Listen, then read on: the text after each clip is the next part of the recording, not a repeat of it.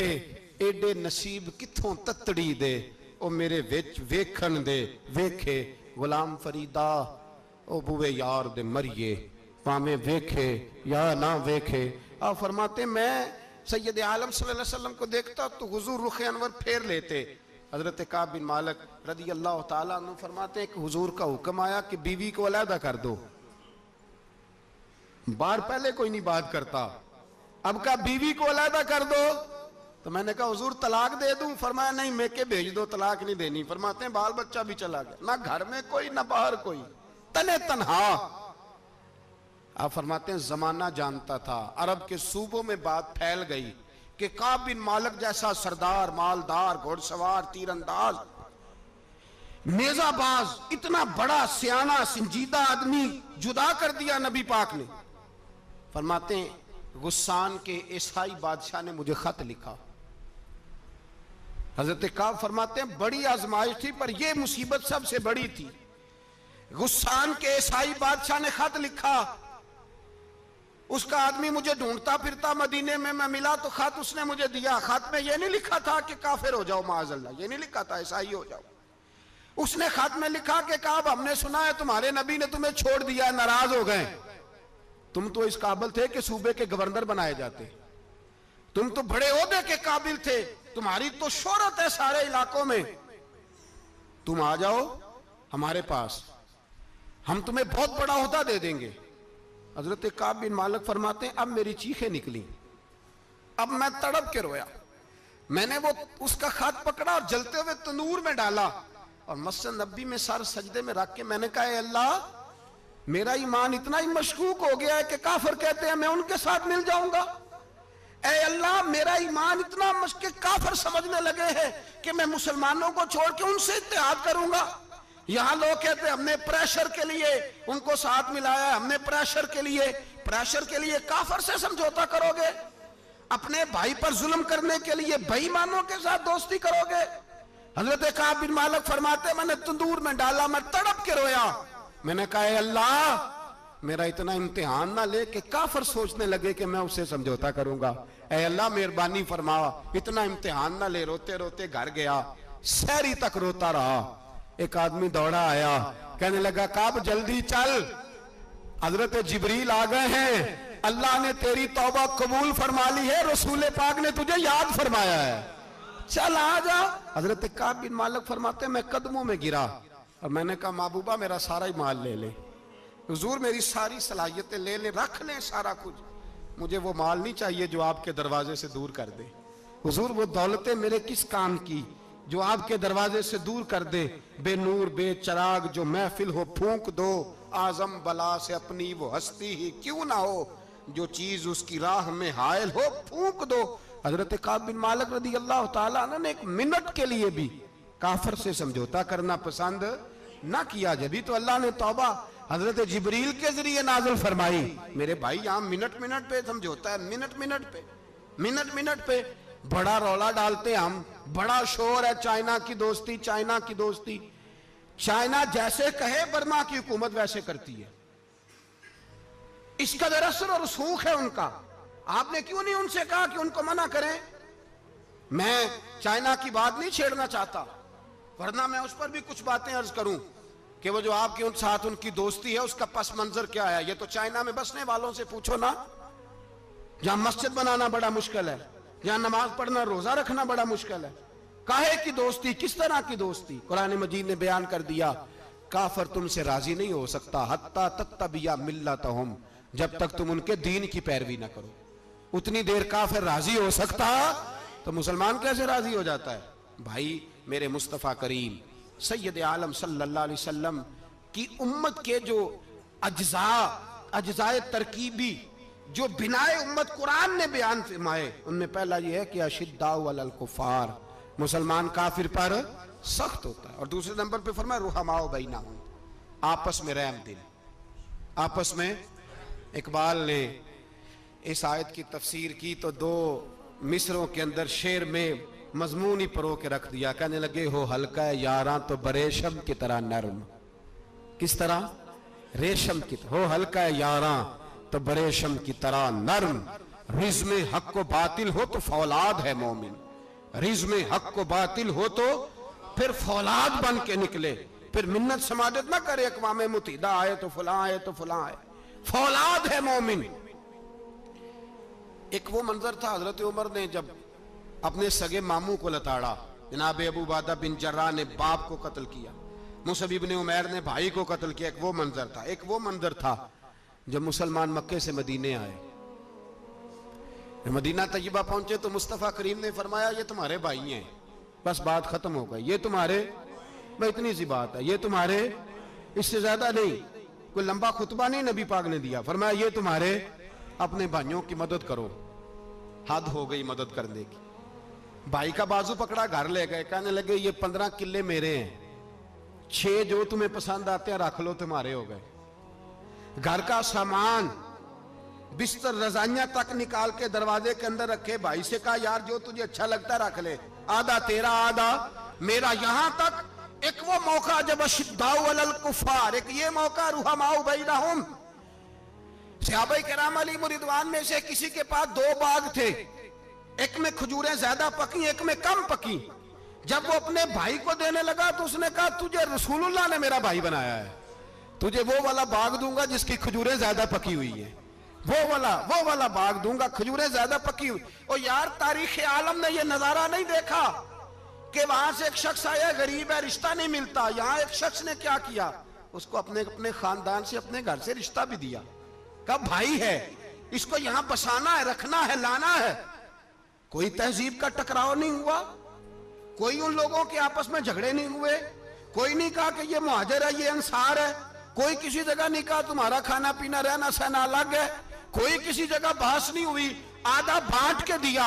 और फिर भाईचारे का हाल ये था कि तबूक के बाद जब बड़ा माल आया ना मुसलमानों के पास, ढेर लग गए, बैरीन से माल आया तो ढेरों लग गए, तो रसूल पाक सल्लल्लाहु अलैहि वसल्लम ने अंसारे मदीना को बुलाया, मदीने वालों को, फरमाया तुमने बड़ा एहसार किया था अपने भाइयों पर, तुमने अपनी आधी आधी जायदादें दे दी थी, तुमने रुहमाओ बैनहुम का पूरा मुजाहिरा अमलन करके दिखाया था, अब माल आ गया है, 2 ऑप्शन मैं तुम्हें देता हूं, 2 किस्म की तरजीहात, एक चीज कबूल कर लो। का या रसूल अल्लाह सल्लल्लाहु अलैहि वसल्लम हुक्म फरमाइए। फरमाया यहां तो जो माल तुमने अपने मुहाजिर भाइयों को दिया है वो वापस ले लो, वो तुम वापस ले लो, और ये जो माल आया ये मैं इनमें बांट देता हूं, या इस तरह करो कि मैं ये माल तुम्हारे दरमियान आपस में आधा आधा बांट देता हूं, या तुम्हें कुछ फीसद ज्यादा दे देते हैं, उन्हें कम दे देते हैं। बात हो रही थी, अंसार चुप थे, हुजूर ने फरमाया बोलते क्यों नहीं, पता महबूब को भी है कि ये बोलेंगे तो मुझे भी ठंड पड़ेगी और कयामत तक सारी उम्मत को सुकून मिलेगा। फरमाया बोलो, तो अंसारे मदीना बोले तो रो के बोले, का महबूबा हमने माल क्या करना है, हमारे पास रसूल पाक जो मौजूद है। या रसूल अल्लाह हमने क्या करना है माल का, हुजूर जो अब आया ये भी सारा इन्हें दे दे, जो हमने दिया था इन्हें वो भी इनके पास रहने दें, और या रसूलल्लाह जो बाद में आए वो भी इन्हें दे दें। हमारी शर्त यह है कि हमारे दरमियान अल्लाह के रसूल मौजूद रहने चाहिए, महबूब हमारे दरमियान रहे, माल और दौलत की हमें जरूरत है, ये रुहमाओ बैनहुम आपस में बांट के हर चीज अपने भाइयों को दे दी। हजरत उमर, ईसाई बादशाह टाइम मांगता तो कहता कोई टाइम नहीं, चल दौड़ जाओ। मुल्क के शाम जाते हैं, जब फतह होते हैं, हजरत साद बिन नबी वकास बुलाते हैं, शाम जाते हैं, तो हजरत उमर कहते हैं शाम आए यार, सबसे पहला काम ये कर, बिलाल का तो पता कर, यहां सुना है बिलाल हबशी का मकान भी कहीं नेड़े नेड़े है, पता तो कर। हजरत बिलाल हबशी हजरत सैयदना साद कहने लगे हुजूर बुला ना ले, फरमाया नहीं, वो मुस्तफा का गुलाम है तो मेरा तो इमाम है, मैं घर मिलने जाऊंगा, घर रुहमाओ बैनहुम, काले रंग के हबशी गुलाम सैयदना बिलाल हबशी को मिलने घर गए, और जनाब उमर जाके बैठक में इंतजार करने लगे, गोया ड्राइंग रूम में बैठे इंतजार होने लगा। जनाब सैयदना बिलाल आए तो हजरत उमर उठ के खड़े हुए। मुल्क शाम के लोगों ने यह मंजर अजीब देखा कि जनाब उमर फारूक एक हबशी के लिए खड़े हुए, और जब खड़े हुए तो हजरत बिलाल कहने लगे उमर बैठ जाओ, ये क्या कर रहे हो। तो हजरत सैयदना उमर रो पड़े, कहने लगे बिलाल तो हबशी पहले था, जब से रसूलुल्लाह का गुलाम बना है सारी उम्मत का इमाम बन गया, सारी उम्मत का तू इमाम बन गया है जब से तू नबी पाक सल्लल्लाहु ताला अलैहि वसल्लम का गुलाम बन। भाई याद रखे, जब अशिद्दाउ अलल कुफार की बात थी तो अपने सगे कत्ल हो गए, और जब रुहमाओ बैनहुम की बात थी तो फिर ये नहीं देखा ये हबशी है। तवज्जो है मेरी बात पर? जाग रहे ना आप लोग? इधर देखें, फिर ये नहीं देखा कि ये हबशी है, ये रूमी है, ये कौन है, फिर ये देखा कि ये रसूलुल्लाह का गुलाम है सल्लल्लाहु। हमारे यहाँ तो नफरतें फैल गई हैं। ओ बस करो जी बंगालियों से जान छुड़ाओ, ओ बस करो जी फलाने से, ओ बस कर यार, रहन सहन अपना अपना होता है, लेकिन मुसलमान जिस तरह का भी हो उसके साथ नफरत करने की इजाजत नहीं है। पहली बात अशिद्दाउ अलल कुफार, दूसरी बात रुहमाउ बैन। अब तीसरी बात है तराहुम रुक्कान सुज्जदन यब्तगून फदलन मिनल्लाहि व रिदवाना। मैंने जो शुरू में बात की थी ना कि अगर खाना काबा में 40-50 लाख हाजी मिलके दुआ ही मांग लेता, दुआ ही मांग लेता मिलके, तो कमाल हो जाता। हजरत अबू बकर सिद्दीक रदी अल्लाह ताला अन्हु से किसी ने पूछा था बदर में फतह कैसे हुई। अब भी मुसलमान कहते हैं नहीं जी कैसे लड़ेंगे जी, हमें अपना बड़ा मसला है। ये कमजोर लोगों की बातें, कमजोर जो खुदा वाले होते हैं उनकी ये सोच नहीं होती। ये आरजुए करम और मैं आपसे करूं, ये भीख उसको जीतिए जिसका खुदा ना हो। ये कमजोर लोग हैं जो कहते हैं नहीं कैसे होगा, किस तरह होगा, जिनको पता हो कि हमारी गैबी ताकत है हमारी।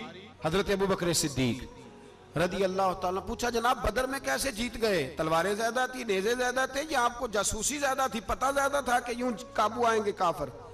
तो अबू बकर सिद्दीक फरमाने लगे ना नेज़ों से जीते ना तलवारों से जीते, हम जो बदर में जीते हैं तो मुस्तफ़ा की नमाजों से जीते हैं। हमें जो बदर में कामयाबी मिली तो रसूलुल्लाह की दुआओं की बरकत से मिली। फरमाने लगे काफिर सारी रात शराबें पीते रहे, सारी रात वो नाच गाने में मसरूफ रहे, और मैं हुजूर के खेमे में मौजूद था, नबी पाक सारी रात नमाज पढ़ते रहे, सारी रात हुजूर नमाज पढ़ते रहे, सारी रात अल्लाह से दुआ करते रहे। फरमाया सुबह जो कामयाबी मिली तो ये मुस्तफ़ा की नमाजों की बरकत से मिली। एक बुजुर्ग की मैं बात सुन रहा था, वो कह रहे थे अब नमाजें इबादतें रियाजतें बाद में करना, पहले जिहाद करो। कह रहे थे अब निकल कर खानकाहों से अदा का रस्म शब्बीरी, इबादतें रियाजतें तिलावतें दरूद बाद में होगा, पहले जिहाद। तो मैंने कहा साहब इबादतें तिलावतें दरूद हो कहां रहा है, पहले वो जगह तो बताएं। खानकाहों पे तो उर्स हो रहा है, साल के बाद ढोल लग रहा है। वो जो जमाना था ना कि खानका शरीफ पे शाम तक कुरान मजीद खत्म होगा, फजर के बाद 50,000 दरूद पढ़ा जाएगा, वहां लोग आए हैं तो वहां जिक्र करते करते लोग इस कदर मस्त हुए कि उन्हें होश ही नहीं कहां के कहां गए। वो तो दौर खत्म हो गया। अब कहां है खानका में, अब तो नजर नियाज रह गई, खत्म शरीफ रह गया, उर्स पाक रह गया, बाकी तो मामला खत्म है। वो कहां गया मामला सारा? भाई दुआएं इल्तजाएं। शहाबुद्दीन गौरी से पूछा जनाब फतह कैसे हुई, कहने लगे ख्वाजा मोइनुद्दीन अजमेरी की दुआओं की बरकत से। फरमाते हैं बाबा दुआ मांगता था, हम जिहाद करते थे, अल्लाह कामयाबी दे देता था। भाई वो इबादत, वो रियाजत, वो मुसलमान जो रात को अपने रब को मना लिया करता था, वो अपनी इबादत के जोर पर अल्लाह तबारक व तआला की बारगाह में आहोजारी। हुजूर ने फरमाया अद्दुआ सलाहुल मोमिन, दुआ मोमिन का हथियार है। दुआ मोमिन का, बोल के बताना है, दुआ मोमिन का। फरमाया मोमिन ये हथियार चला सकता है, ये हथियार काफिर के पास मौजूद है। हजरत ज़ैद बिन हारसा रदी अल्लाह ताला अन्हु को ना पकड़ के कुछ काफिर उनको पकड़ के ले गए तो एक दरख्त के साथ बांध लिया, कहने लगे तुम्हें कत्ल करेंगे, हुजूर के सहाबी हैं रदी अल्लाह ताला। जब काफिर आपको कत्ल करने लगा ना तो उन्होंने दरख्त के साथ अच्छी तरीके से टांगे बांध ली, हाथ बांध लिए, गर्दन बांध ली, कहने लगा बुला अपने रब को।